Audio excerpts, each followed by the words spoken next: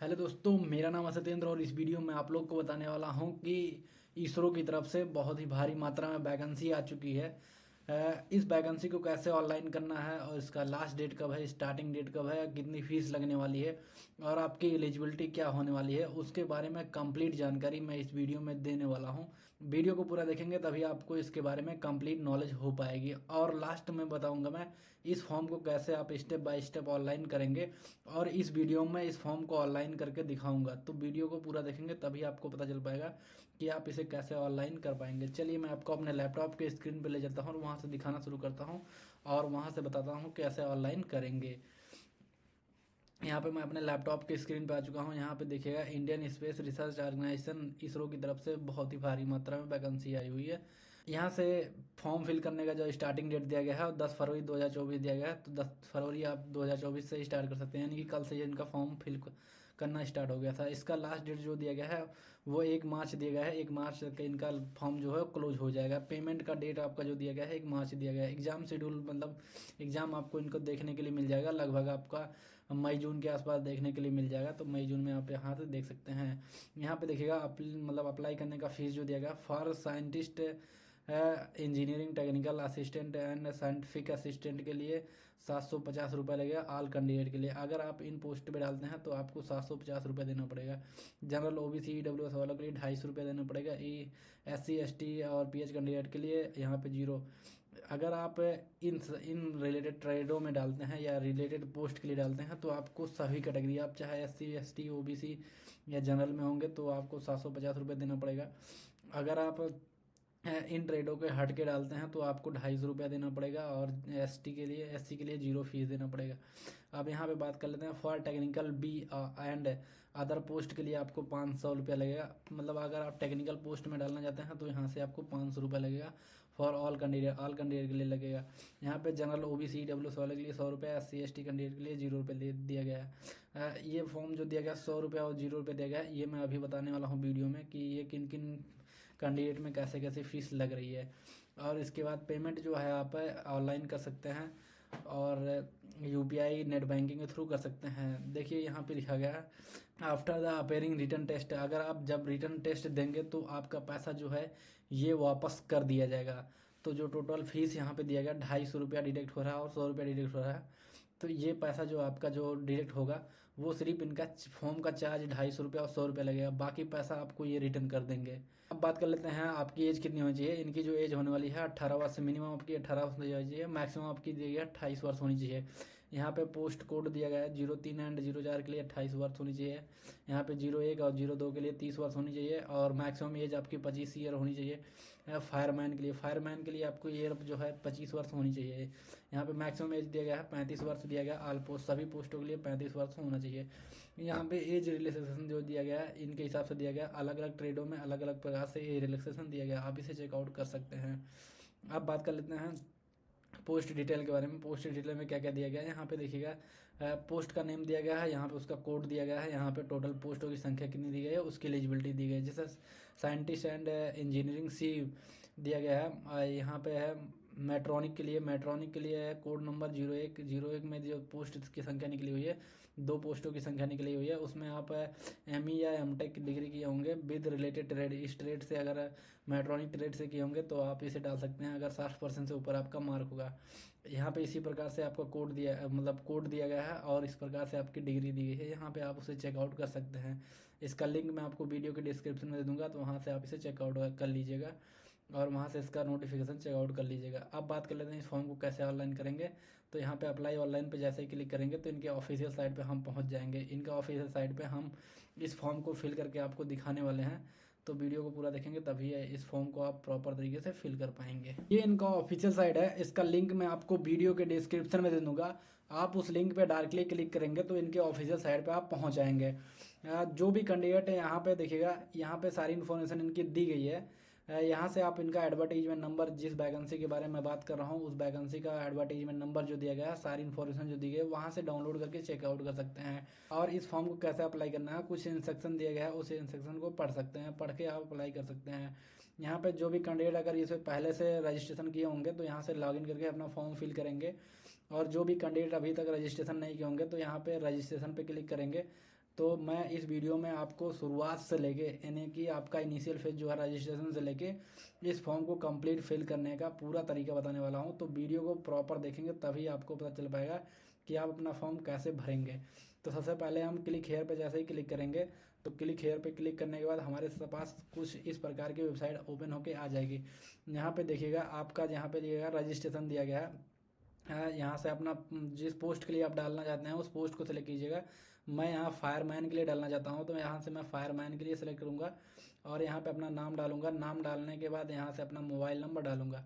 Mobile number डालने के बाद यहाँ से अपना दोबारा मोबाइल नंबर कंफर्म करूँगा और यहाँ पे आपको एक अल्टरनेट मोबाइल नंबर देना ज़रूरी है, ये कंपलसरी है। अगर आप देते हैं तो ही आपका जो है ये फॉर्म एक्सेप्टेड होगा, अदरवाइज आपका फॉर्म एक्सेप्ट नहीं होगा। तो सबसे पहले मैं यहाँ पे अल्टरनेट मोबाइल नंबर अपना दे रहा हूँ। यहाँ पे मैं अपना अल्टरनेट मोबाइल नंबर दे दिया हूँ। मोबाइल नंबर देने के बाद अपना मेल यहाँ पे फिल कर दिया हूँ। मेल फिल करने के बाद दोबारा से यहाँ पे मेल फिल कर दिया हूँ। मेल फिल करने के बाद जनरेट ओटीपी पे क्लिक करना है। जनरेट ओटीपी पे जैसे आप क्लिक करेंगे तो आपके सामने कुछ कैप्चा आ चुका है। कैप्चा को आप फिल करेंगे। अगर आप मोबाइल से कर रहे होंगे तो मोबाइल के हिसाब से आपका कैप्चा आ जाएगा। अगर आप लैपटॉप पे कर रहे होंगे तो लैपटॉप के हिसाब से आपका कैप्चा आ जाएगा। आप इसे दोनों प्रकार से ऑनलाइन कर सकते हैं, मोबाइल से, लैपटॉप से, दोनों से कर सकते हैं। यहाँ पे मैं सबमिट पे जैसे ही क्लिक करूँगा तो सबमिट पे क्लिक करने के बाद यहाँ पे देखेगा लिखा गया है kindly use OTP received on your mobile number and mail. आपके मेल पे और आपके मोबाइल नंबर पे ओटीपी गया है। मेल अगर यहाँ से ओटीपी वेरीफाई करेंगे, यहाँ पे देखिएगा मेरे मोबाइल नंबर पे ओटीपी आ चुका है। तो मैं अपने मोबाइल नंबर पे आपको चेक करके दिखा देता हूँ कि ओटीपी क्या आया हुआ है। तो यहाँ से मेरे मोबाइल नंबर पे ओटीपी आ चुका है। तो मैं उस ओटीपी को यहाँ पे वेरीफाई कर दूंगा। यहाँ पे देखिएगा ये ओटीपी मेरे मोबाइल नंबर पे आया हुआ था। इसको मैं यहाँ से वेरीफाई करूँगा। यहाँ से वेरीफाई करने के बाद यहाँ पे वेरीफाई पे क्लिक करूँगा तो मेरे सामने आ चुका है यहाँ पे OTP has been validate successfully. आपका ओटीपी जो है वो वैलिडेट हो चुका है। इसके बाद यहाँ पे जब आपका ओटीपी वैलिडेट हो जाएगा तो यहाँ पे एग्री पे क्लिक कीजिएगा। एग्री पे क्लिक करने के बाद यहाँ से फिर आप कैप्चा फिल करेंगे। कैप्चा फिल करने के बाद मैं यहाँ पे कैप्चा फिल कर दे रहा हूँ। यहाँ पे देखिएगा कैप्चा फिल करने के बाद आपको यहाँ पे वेरीफाई पे क्लिक करना होगा। कैप्चा फिल करने के बाद जैसे आप वेरीफाई पे क्लिक करेंगे तो ये फॉर्म जो है आपका वेरीफाई हो जाएगा। यहाँ पे देखिएगा पोस्ट का नेम दिया गया है और कैंडिडेट का नेम दिया गया है, मेल आईडी, मोबाइल नंबर दिया गया। इन सारे सभी को सेलेक्ट करना है। अगर आप मोबाइल से डाल रहे होंगे तो भी ये 4 ऑप्शन आपको देखने को मिल जाएगा। अगर आप लैपटॉप से डाल रहे होंगे तो 4 ऑप्शन देखने के लिए मिल जाएगा।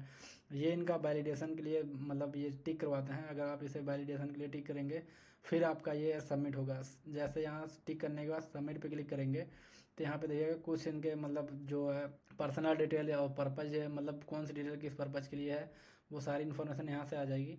यहाँ पे आई एग्री पे क्लिक कीजिएगा। आई एग्री पे जैसे क्लिक कीजिएगा यहाँ पे देखिएगा लिखा गया है the information once submitted you can not be not modify. एक बार अगर आप इसे सबमिट कर देंगे तो इसे दोबारा से मॉडिफाई नहीं कर पाएंगे।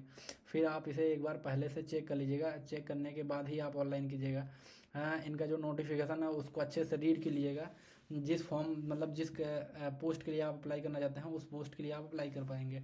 यहाँ पे ओके पे जैसे ही क्लिक करेंगे तो ये आपका जो है रजिस्ट्रेशन जो है वो हो जाएगा। यहाँ से देखिएगा अभी मेरे सामने ये देखा रजिस्ट्रेशन इनका आ चुका है। यहाँ पे रजिस्ट्रेशन को मैं कॉपी कर ले रहा हूँ। तो ये रजिस्ट्रेशन मैं कॉपी कर लिया हूँ और रजिस्ट्रेशन जैसे मैं कॉपी कर लूँगा इसके बाद इसको क्लोज करूँगा। क्लोज करने के बाद ये देखिए मेरे सामने कुछ इस प्रकार का इनका एप्लीकेशन जो है ओपन होके आ चुका है। यहाँ पे देखिएगा रजिस्ट्रेशन के लिए यहाँ पे रजिस्ट्रेशन स्टेटस दिया गया है। यहाँ पे आपका एप्लीकेशन नंबर दिया गया है। इस एप्लीकेशन के लिए ये एप्लीकेशन नंबर दिया गया है, आपका नेम दिया गया है, मोबाइल नंबर दिया गया है, सारी चीज़ दिया गया है। आप किस पोस्ट के लिए अप्लाई किए होंगे ये सारी इन्फॉर्मेशन यहाँ से दे दिया गया है। इसके बाद यहाँ पे देगा go to application. Go to application पे जैसे ही क्लिक करेंगे तो यहाँ पे एप्लीकेशन के लिए रीडायरेक्ट कर देगा और यहाँ से आपका जो फॉर्म है वो फिल करने का पूरा कंप्लीट डिटेल आ जाएगा। फिर इसके बाद आप यहाँ से फिल कर दीजिएगा। यहाँ पे देखिएगा गो टू एप्लीकेशन पे जैसे ही मैं क्लिक किया हूँ तो मेरे सामने कुछ इस प्रकार के इंटरफेस की वेबसाइट आ चुकी है। यहाँ पे देखिएगा एलिजिबिलिटी क्राइटेरिया, कम्युनिकेशन डिटेल और क्वालिफिकेशन डिटेल। इसके बाद डॉक्यूमेंट एंड पेमेंट के लिए यहाँ पे कीजिएगा। यहाँ पे देखिएगा मेरा एप्लीकेशन नंबर यहाँ पे दिया गया फायरमैन सेलेक्ट है। मैं जो इस पोस्ट के लिए अप्लाई कर रहा हूँ वो पोस्ट सेलेक्टेड है। यहाँ से मैं अपना जो है जेंडर सेलेक्ट करूँगा। जेंडर सेलेक्ट करने के बाद यहाँ से अपना डेट ऑफ बर्थडे सेलेक्ट करूँगा। डेट ऑफ बर्थडे सेलेक्ट करने के बाद आप यहाँ से अपना डेट ऑफ बर्थडे सेलेक्ट कीजिएगा। डेट ऑफ बर्थडे सेलेक्ट करने के बाद अगर आप इंडिया के हैं तो इंडिया सेलेक्ट कीजिएगा। इंडिया सेलेक्ट करने के बाद आप जिस भी कैटेगरी से होंगे उस कैटेगरी को सेलेक्ट कीजिएगा। जैसे मैं इस कैटेगरी को सेलेक्ट कर लिया हूँ और यहाँ पे फादर नेम डालिएगा। तो यहाँ पे फादर नेम डालिएगा अपना। फादर नेम डालने के बाद मदर नेम डालिएगा। फादर नेम डालने के बाद मदर नेम डालिएगा। मदर नेम डालने के बाद यहाँ पे आपकी डिटेल्स, कुछ डिटेल आएगी और इस डिटेल को अच्छे से भर लीजिएगा। यहाँ पे अपना फादर नेम जो है अच्छे से मैच करा लीजिएगा, क्योंकि बाद में आपको दिक्कत ना आए। और यहाँ पे अपना जो है मदर नेम मैच करवा लीजिएगा, क्योंकि बाद में आपको दिक्कत ना आए। यहाँ मतलब जो है किस सिटी में आप टेस्ट देना चाहते हैं उस सिटी को चूज करना होगा, यानी कि आपका सेंटर चूज करना होगा। तो मैं यहाँ पे लखनऊ सेलेक्ट कर ले रहा हूँ। लखनऊ सबसे पहला लखनऊ के लिए सेलेक्ट कर ले रहा हूँ। दूसरा मेरा इलाहाबाद सेलेक्ट कर ले रहा हूँ। इलाहाबाद यहाँ पे नहीं दिया गया है, प्रयागराज भी नहीं दिया गया है। तो यहाँ पे सबसे पहले मैं लखनऊ सेलेक्ट कर रहा हूँ। लखनऊ सेलेक्ट करने के बाद यहाँ पे देखिएगा लखनऊ के बाद यहाँ पे कुछ बनारस दिया गया। बनारस सेलेक्ट करने के बाद तीसरा रेफरेंस जो मेरा आएगा वो तीसरा रेफरेंस जो है आगरा के लिए है। मैं आगरा सेलेक्ट कर लिया हूँ। आगरा सेलेक्ट करने के बाद यहाँ पे दिया गया पर्सनल विथ है बेंच मार्क। अगर आप मतलब अगर आप डिसेबिलिटी, अगर आपके पास कोई डिफेक्टेड है तो यहाँ से डिफेक्टेड में यस कीजिएगा। अगर डिफेक्टेड नहीं है, आप कंप्लीट रूप से फिट हैं तो यस कीजिएगा। यहाँ पे do you want to application fees refund, अगर आप एप्लीकेशन फ़ीस रिफ़ंड चाहते हैं तो यहाँ पे यस कीजिएगा।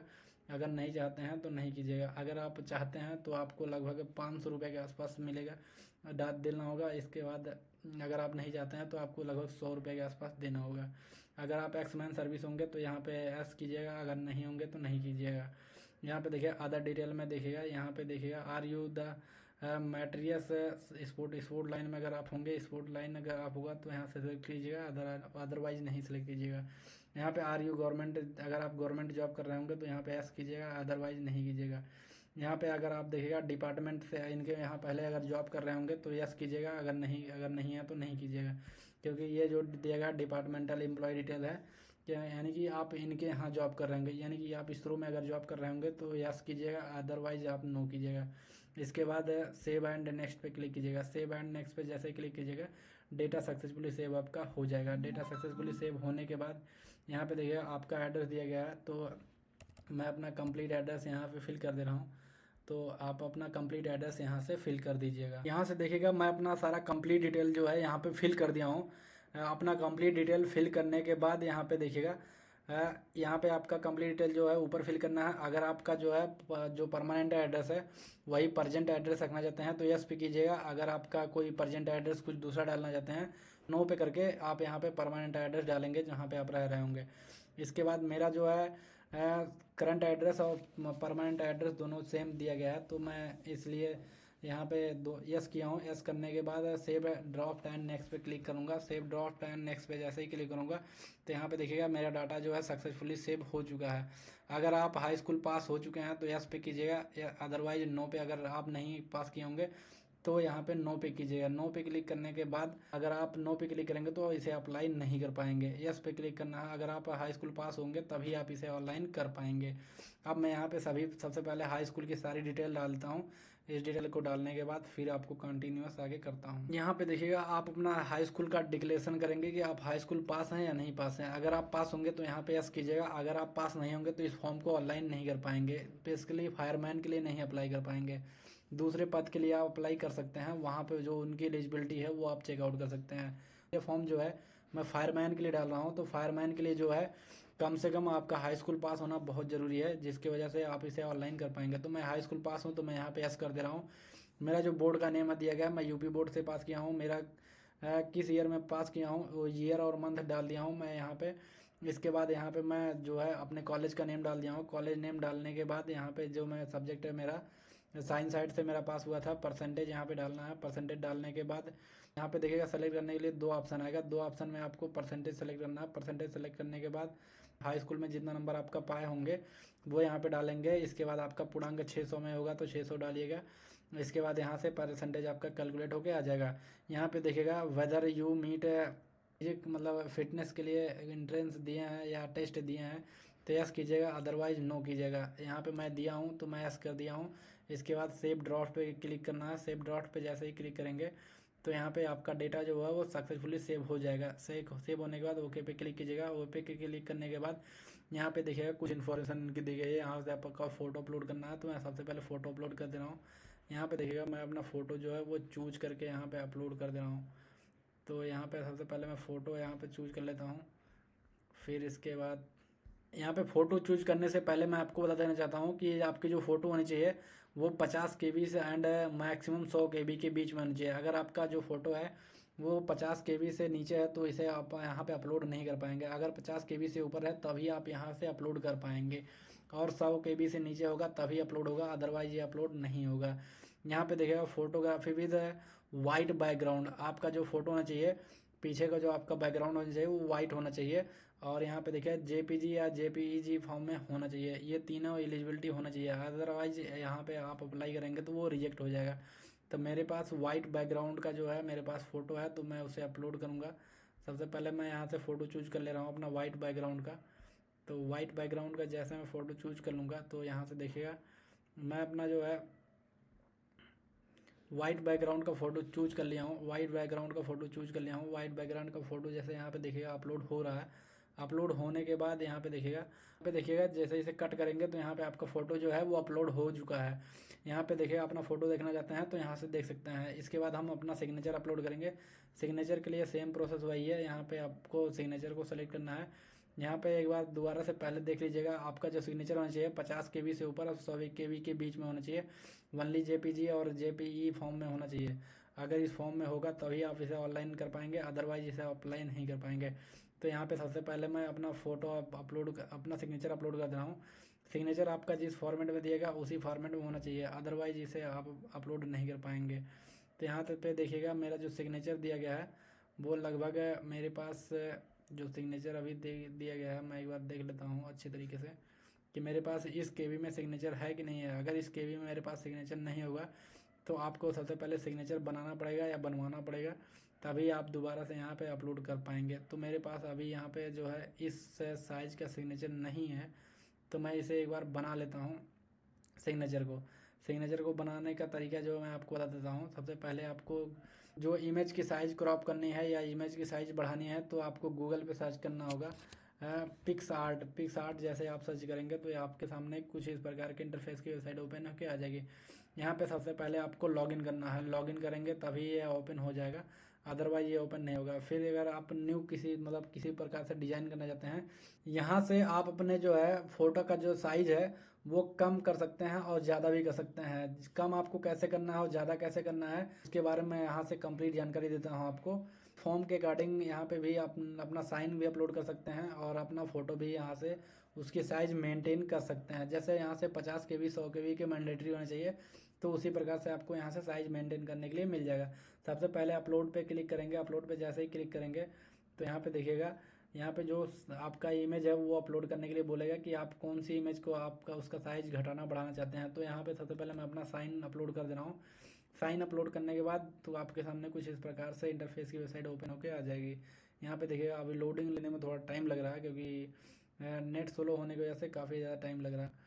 तो यहाँ पे देखिएगा आपका इमेज सिग्नेचर जो है वो आ चुका है। सिग्नेचर आने के बाद यहाँ पे देखिएगा साइज इसकी जो है वो जिस प्रकार से देखिए, अगर आप क्रॉप करना चाहते हैं तो यहाँ से क्रॉप कर सकते हैं, घटा बढ़ा सकते हैं, ये सारी चीज़ें यहाँ से कर सकते हैं।